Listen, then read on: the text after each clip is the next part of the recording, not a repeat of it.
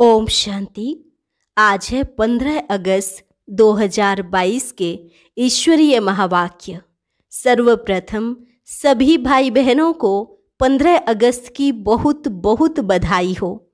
अब पहले सुनते हैं मुरली के मुख्य पॉइंट्स।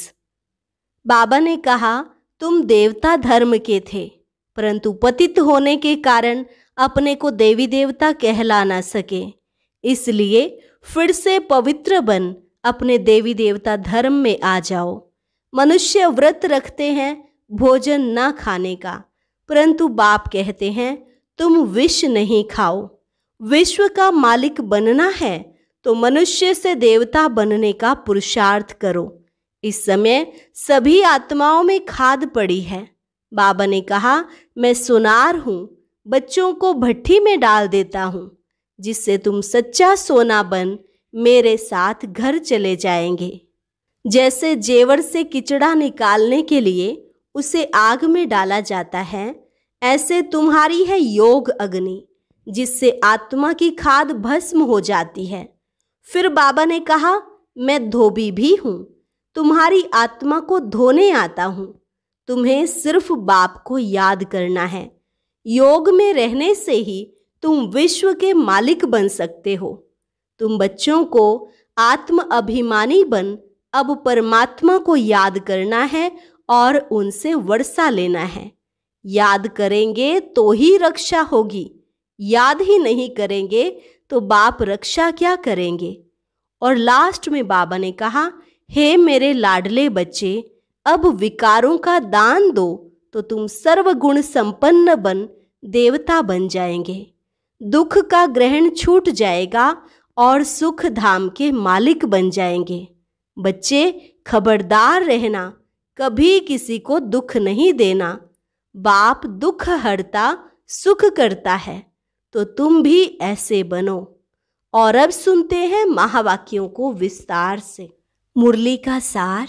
मीठे बच्चे, तुम हो ईश्वर के अडोप्टेड बच्चे। तुम्हें पावन बन पावन दुनिया का वर्षा लेना है। यह अंत का समय है, इसलिए पवित्र जरूर बनना है।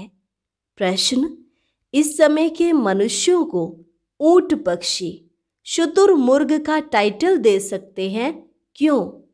उत्तर, क्योंकि ऊंट पक्षी जो होता उसे कहो उड़ो तो कहेगा पंख नहीं, मैं ऊंट हूँ। बोलो अच्छा सामान उठाओ तो कहेगा मैं पक्षी हूँ। ऐसे ही आज के मनुष्यों की हालत है। जब उनसे पूछा जाता तुम अपने को देवता के बजाय हिंदू क्यों कहलाते हो, तो कहते देवताएं तो पावन हैं, हम पतित हैं। बोलो अच्छा अब पतित से पावन बनो, तो कहते फुर्सत नहीं, माया ने पवित्रता के पंख ही काट दिए हैं। इसलिए जो कहते हमें फुर्सत नहीं, वह है ऊंट पक्षी। तुम बच्चों को ऊंट पक्षी नहीं बनना है। गीत ओम नमो शिवाय। ओम शांति। यह किसने कहा? अपने से प्रश्न पूछना है। ओम का अर्थ मनुष्यों ने अनेक प्रकार का बनाया है। बाबा कहने से एक सेकंड में वर्षे के अधिकारी बन जाते हैं। बच्चा पैदा हुआ, कहेंगे वारिस पैदा हुआ। फिर सगीर से बालिग होता है। यहाँ भी ऐसे है। बाबा को जाना, पहचाना और वर्षे का मालिक बने। यहाँ तो तुम बड़े हो ही। आत्मा को बाप का परिचय मिला, सेकंड में बाप का वर्षा लिया। बच्चा पैदा होने से ही समझेंगे, बाप की जायदाद का वर्षा पाएंगे। यह है बेहद का बाप। कहते हैं, हे बच्चे, आत्मा ने जाना बाप आया हुआ है। तुम बच्चे जानते हो, हम बाप से कल्प कल्प राजधानी लेते हैं। जैसे तुम सेकंड में विश्व के मालिक बन जाते हो। ओम माना अहम, मैं आत्मा, यह है मेरा शरीर। मैं आत्मा किसका बच्चा हूँ? परमात्मा का। बाप भी कहते हैं, मैं ओम परम आत्मा हूँ, मुझे अपना शरीर नहीं है। कितनी सहज बात है। वह समझते हैं ओम माना भगवान, तो सब भगवान हो गए। भगवान तो है ही एक। वह कहते हैं मैं तुम्हारा बाप हूँ। परमात्मा माना परमात्मा, जिसको सारी दुनिया पुकारती है, हे पतित पावन आओ। ऐसे कोई भी नहीं कहेंगे कि परम पिता परमात्मा की आत्मा मेरे द्वारा तुमको राजयोग सिखलाती है। किसको पता ही नहीं है। ना मालूम होने कारण श्री कृष्ण को भगवान का नाम लिख दिया है। उसने राजयोग सिखलाया, वह पतित पावन उसको कह नहीं सकते। वह तो है स्वर्ग का पहला बच्चा।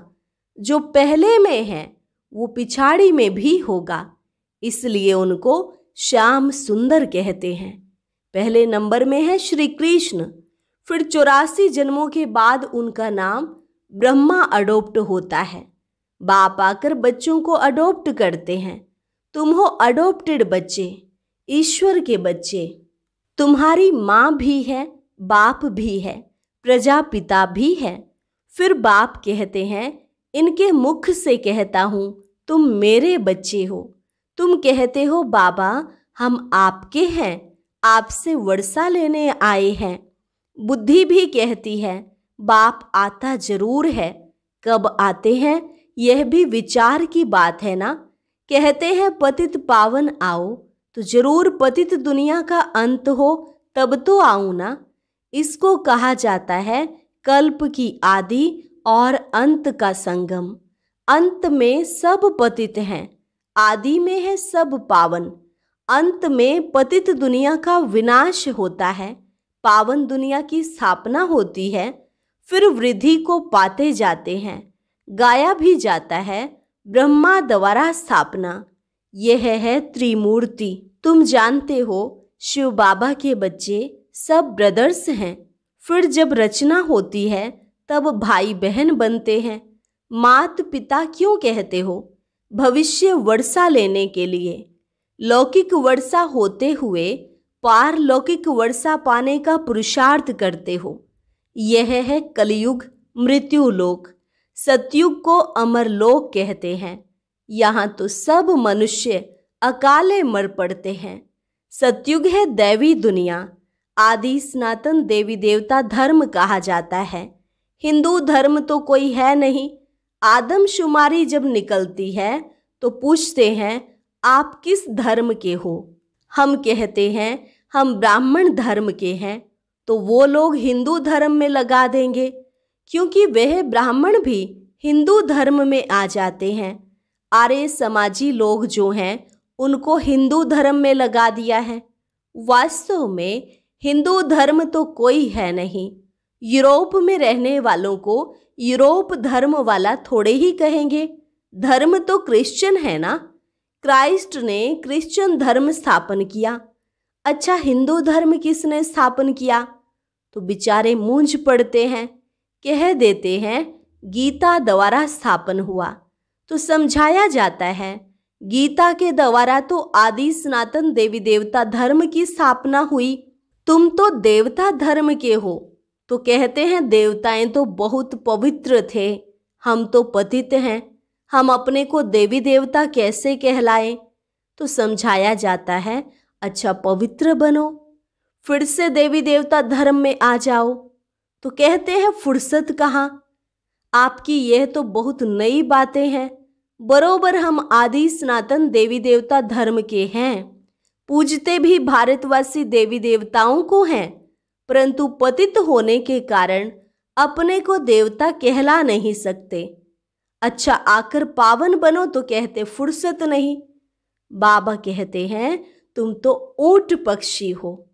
पूछा जाता है तुम देवता क्यों नहीं कहलाते? तो कहते हैं हम पतित हैं। अच्छा, पतित से पावन बनो तो कहते फुर्सत नहीं। ऊंट पक्षी को कहो उड़ो तो कहेगा पंख नहीं, ऊंट हूं। बोलो अच्छा सामान उठाओ तो कहेगा हम तो पक्षी हूं। तो बाप भी कहते हैं माया तुम्हारे पवित्रता के पंख काट देती है।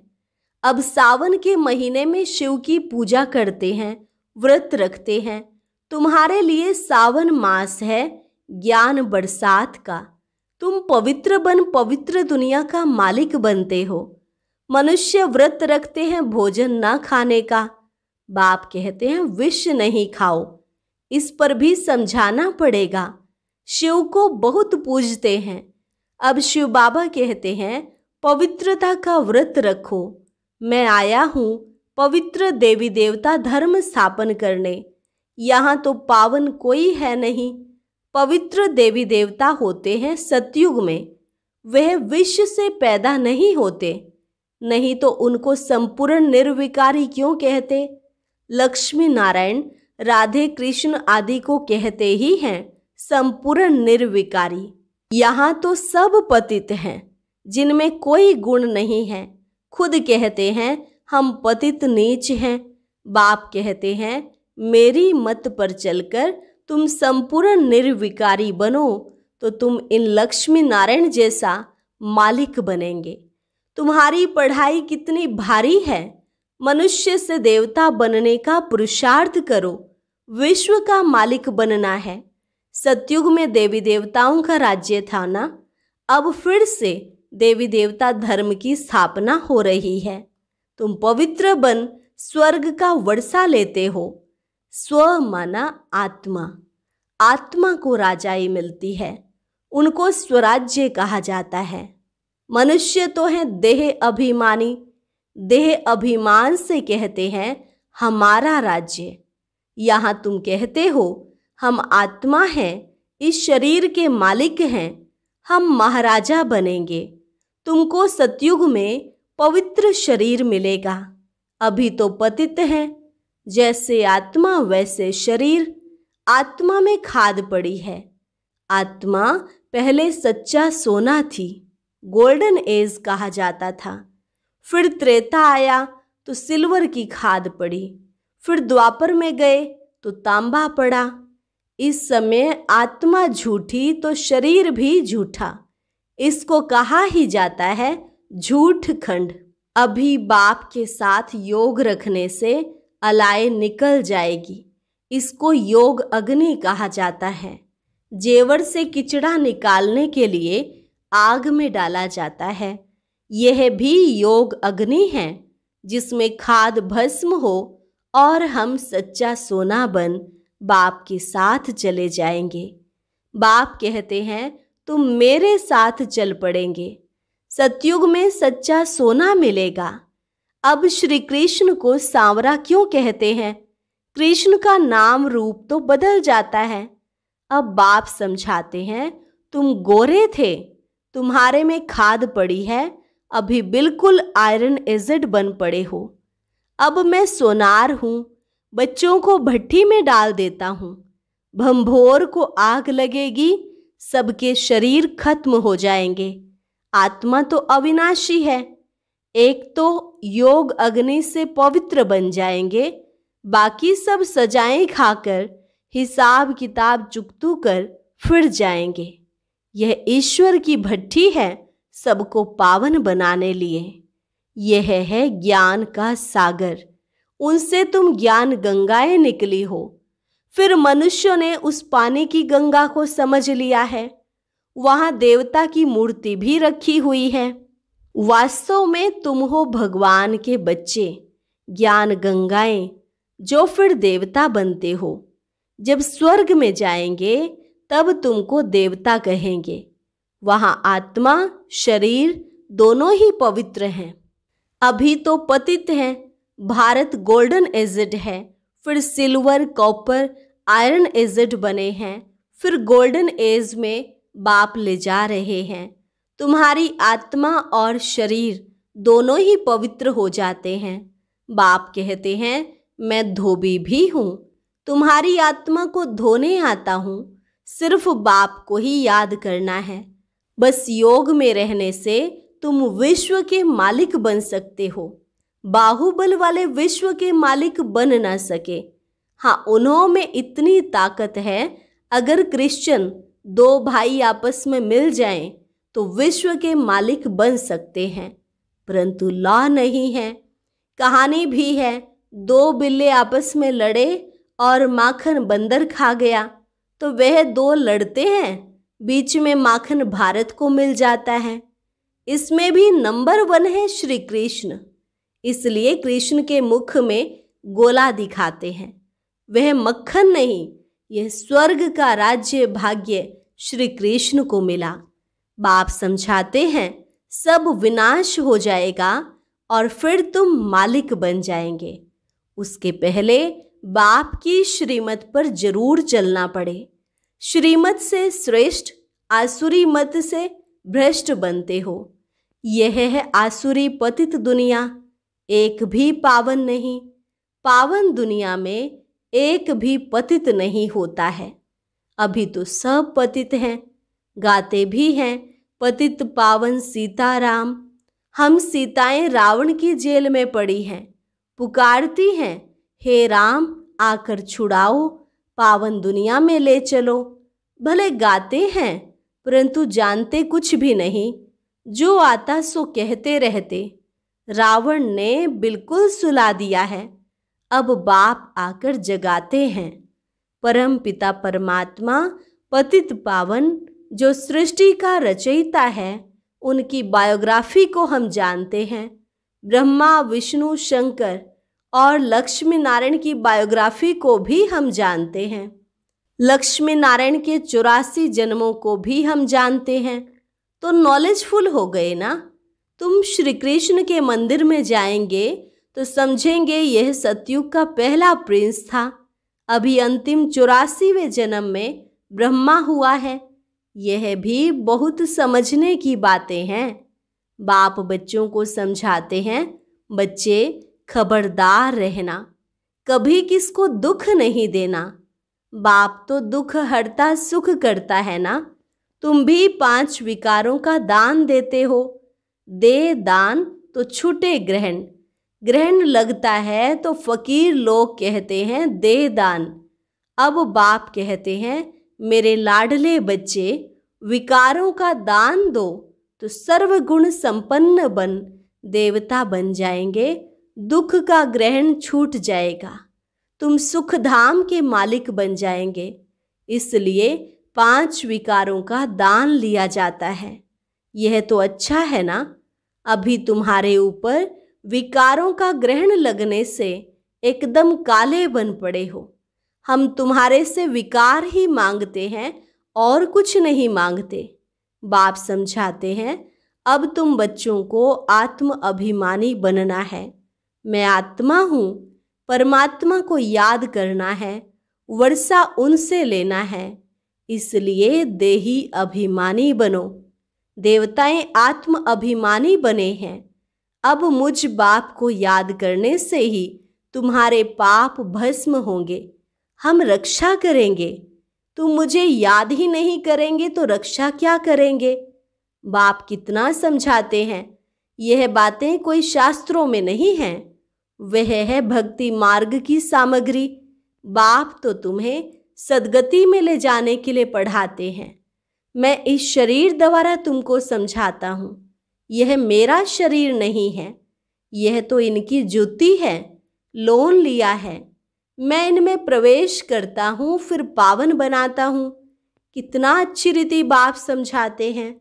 अच्छा, मीठे मीठे सिकिलधे बच्चों प्रति माता पिता बाप दादा का याद प्यार और गुड मॉर्निंग।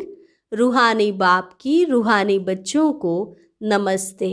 रूहानी बच्चों की रूहानी बाप दादा को नमस्ते नमस्ते, गुड मॉर्निंग। धारणा के लिए मुख्य सार। पहली पॉइंट, बाप की श्रीमत पर चलकर संपूर्ण निर्विकारी बनना है। पढ़ाई से विश्व की राजाई लेनी है। आत्मा में जो खाद पड़ी है उसे योग अग्नि से निकालना है। आत्म अभिमानी बन बाप को याद करना है।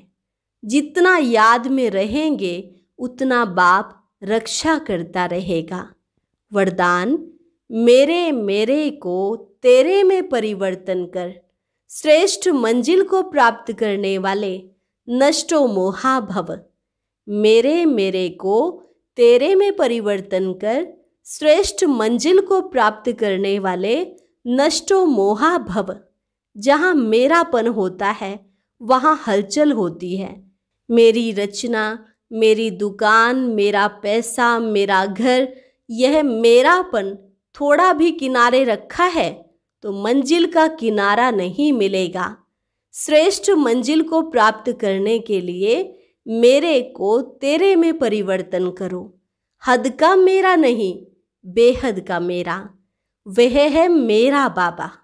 बाबा की स्मृति और ड्रामा के ज्ञान से नथिंग न्यू की अचल स्थिति रहेगी और नष्टो मोहा बन जाएंगे। स्लोगन: सच्चे सेवाधारी बन, निस्वार्थ सेवा करते चलो तो सेवा का फल स्वतः मिलेगा।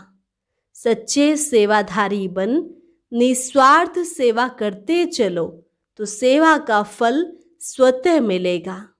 अच्छा, और अब सुनते हैं आज का अव्यक्त ज्ञान मोती।